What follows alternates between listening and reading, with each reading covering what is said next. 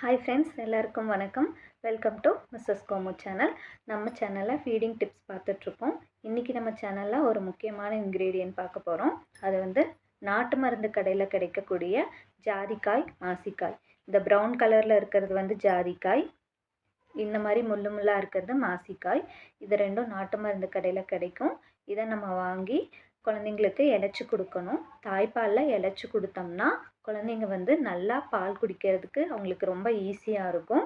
Gas trouble மாதிரியான பிரச்சனைகள், வயிறு உபசமாக இருக்கிறது, வயிறு சம்மந்தப்பட்ட பிரச்சனைகள் எல்லாமே சரியாகும் குழந்தைங்களுக்கு. அதனால் அவங்க நல்லா பால் குடிப்பாங்க. பிறந்த குழந்தைங்க வந்து நல்லா பால் குடிக்க குடிக்க அவங்களுக்கு நல்லா உடம்பு வரும், உடம்பு ஊறி வரும். ஸோ இது வந்து கண்டிப்பாக நம்ம கொடுக்கணும். உங்களுக்கு ஏதாவது டவுட்ஸ் இருந்ததுன்னா உங்கள் பீடியாட்ரிஷியன்கிட்டையும் நீங்கள் வந்து இதை வந்து கன்சல்ட் பண்ணிக்கலாம். பட் இதை வந்து கண்டிப்பாக தாய்ப்பாலில் கலந்து நம்ம வந்து கொடுக்கணும். இது தர்றதுக்கு வந்து டைரெக்டாக கடையிலேருந்து வாங்கினதுமே அப்படியே தரக்கூடாது. இதை வந்து நம்ம வேக வைக்கணும். எப்படின்னா, அரிசி வேக வைப்போம் இல்லையா, ஒலை வச்சு அந்த தண்ணி நல்லா கொதிச்சதுக்கப்புறம் அரிசி போடுவோம். அரிசி போட்டதுக்கப்புறமா இதை வந்து ஒரு காட்டன் துணியில் கட்டி அதில் போட்டுடலாம். ஒரு 15 மினிட்ஸ் நல்லா வெந்ததுக்கப்புறமா நம்ம அந்த தண்ணியிலேருந்து எடுத்துடலாம். அரிசி ஃபுல்லாக வேகிற வரைக்கும் இது இருக்கணும்னு அவசியம் இல்லை.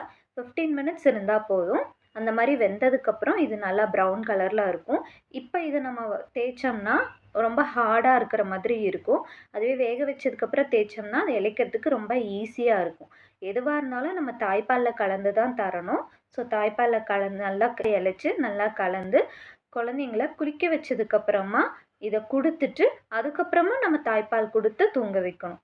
இதை கொடுத்து ஒரு 5 to 10 மினிட்ஸ் வெயிட் பண்ணிவிட்டு அப்புறம் தாய்ப்பால் கொடுத்து தூங்க வச்சோம்னா குழந்தைங்க நல்லா தூங்கி எழுந்திரிப்பாங்க. அதே மாதிரி எப்போவுமே அவங்களுக்கு வயிறு உபசம் இல்லாமல் நல்லா பால் குடிச்சுப்பாங்க.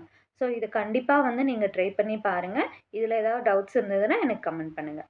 Thank you friends.